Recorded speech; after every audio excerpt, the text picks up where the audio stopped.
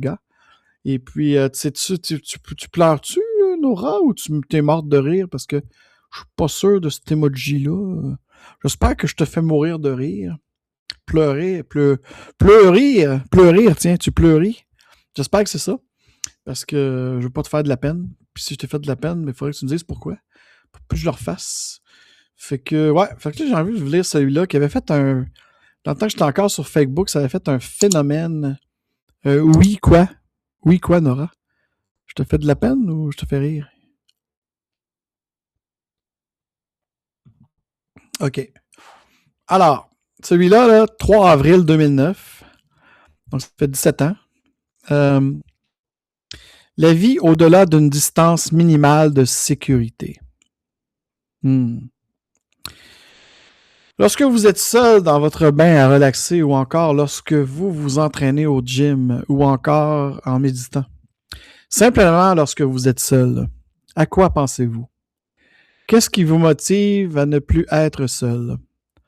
Pourquoi croyez-vous être seul lorsque vous êtes seul?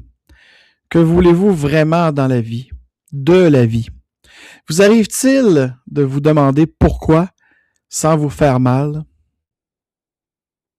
Pourquoi la plupart d'entre nous ne visitons-nous pas notre conscience ou d'autres univers intérieurs ou simultanés?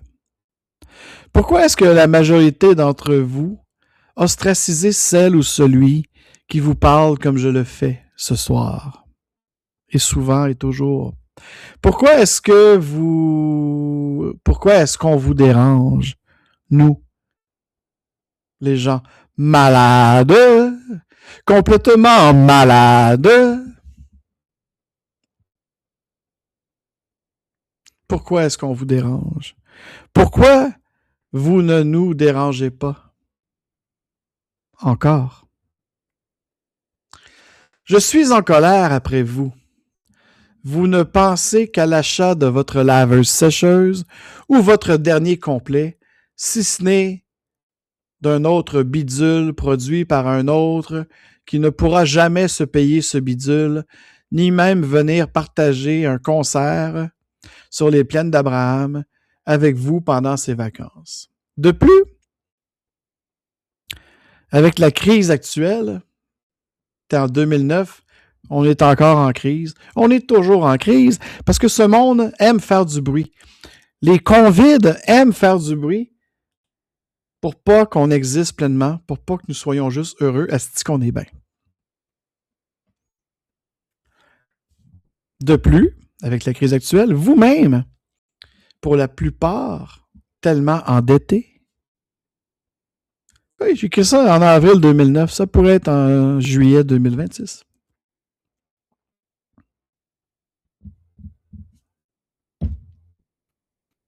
Vous travaillez pour payer l'accumulation de biens consommés et jetables. Vous produisez en rendant service à un système qui n'en a rien à chier de vous. Je ne tente nullement de vous culpabiliser. Nous avons le droit de faire, dire et penser ce que nous voulons. Croyons-nous? Je suis surtout en colère contre vous parce que lorsque des gens comme moi, nous prenons position, on dérange votre confort et votre indifférence. On vient péter votre petite bulle, votre matrice imaginaire que tout le monde est beau, que tout le monde est fin, que tout le monde est si gentil. Que nous sommes des alarmistes ou pire encore, des théoriciens du complot. Quel complot? Ah, les trucs que nous ne savons pas ou que nous ne pouvons qu'imaginer quand on nous empêche de les voir et de les comprendre. Les affaires qui sont gardées secrètes par les maniaco-dépressifs qui nous dirigent, entretenant en vous-même l'idée même d'une dualité vous détachant de la vie, créant ainsi une distance minimale de sécurité entre vous comme individu menant sa vie encadrée dans un système créé de toutes pièces et une illusion de la vie. La vraie et le collectif qui bouillonnent dans la réalité.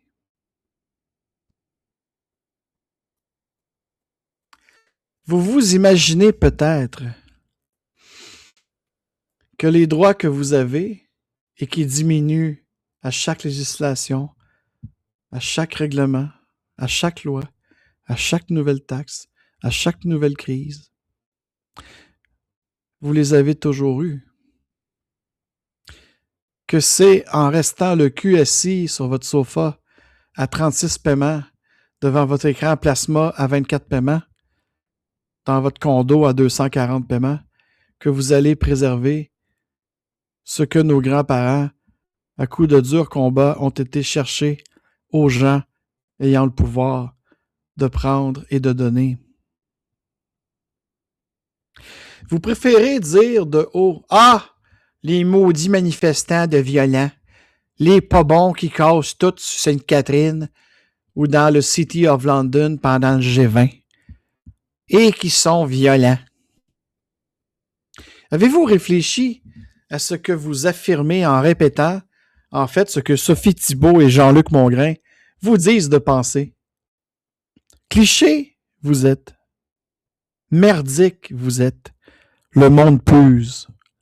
Pire, vous êtes les complices de la manipulation et vous refusez de voir la vraie violence passive-agressive des décisions des boss des corporations et des banquiers lorsqu'ils ferment des usines et en ouvrent ailleurs, là où ça coûte rien, avec du trafic humain, créant l'exclusion, motivant cette révolte de casseurs. La vraie violence, c'est pas l'agressivité des jeunes casseurs anarchistes après avoir été provoqués par des policiers et surtout par les maîtres de ces chiens de garde. Les 200 plus grandes compagnies du monde et la classe dirigeante soi-disant élitiste qui fait exactement ce que vous faites. Ils s'en calissent de vous, n'en ont rien à foutre de vous. Au plus fort la poche, ah ouais, rentre d'un rang, puis ferme ta gueule. Un jour, vous tomberez comme ces millions de gens au tiers-monde et même ici. Ça a commencé aux USA et au Canada, les faillites personnelles comme exemple. Bien, ce vendredi, je vais vous le dire en pleine face, mes tabarnaks de lâche, paresseux d'encagoulés, de soumis à la matrice, de dépendants, de junkies, à tout ce qui est faux et artificiel et à la pensée unique. Je, Fredo, et des milliers d'autres, voire des millions d'autres, ne voulons pas nous soumettre et devenir des esclaves dans votre société et votre système plein de marde, de production et de consommation. J'en ai plein le cul de votre superficialité matérialiste à marde. Je suis écœuré de votre hypocrisie, de vos mensonges, de vos paraîtres, de votre artificiel, de votre bien-pensant suivant la pensée unique de la culture dominante. Vous me faites chier, le monde puse. À cause de vous et de votre irresponsabilité à vous engager pour vous-même et les autres, nous sommes tous unis par la vie, le cosmos et la Terre. Les gens libres et indépendants comme moi seront à la merci de vos maîtres et nous prendrons de force sans vaseline afin que nous rejoignions le troupeau de bêtes consommateurs et producteurs. Et vos enfants, vous déléguez et laissez entre les mains d'une clique de plus en plus restreinte et petite votre pouvoir et votre potentiel de vie.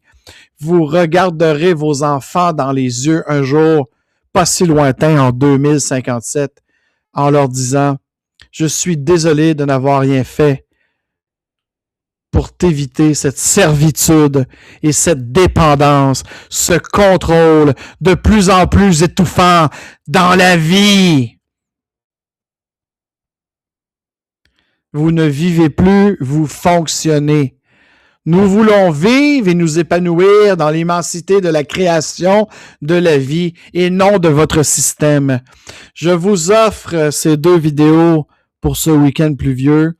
Je vous implore de commencer à réfléchir à votre rythme, de penser par vous-même, de cesser de jouer dans votre système et de rejoindre la vie, de rejoindre l'expérience, de rejoindre le beau bon bien.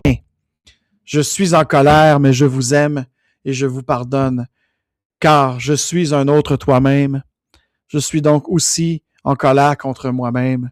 J'espère grandir avec vous, ensemble et différents. Mais les vidéos sont maintenant indisponibles. Ouais. Il y avait le dernier président, John Fitzgerald Kennedy, et il y avait un autre sur la théorie du complot.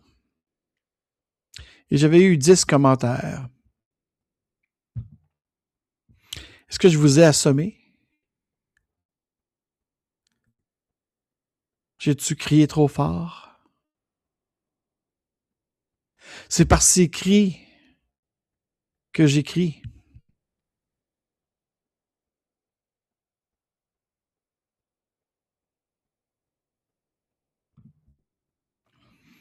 C'est dans cette volonté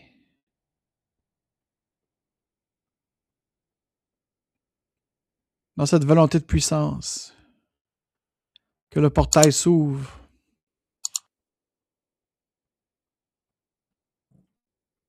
Que l'énergie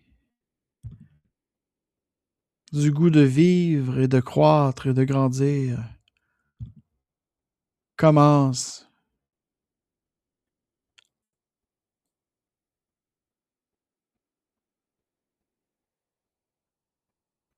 Est-ce qu'on est bien?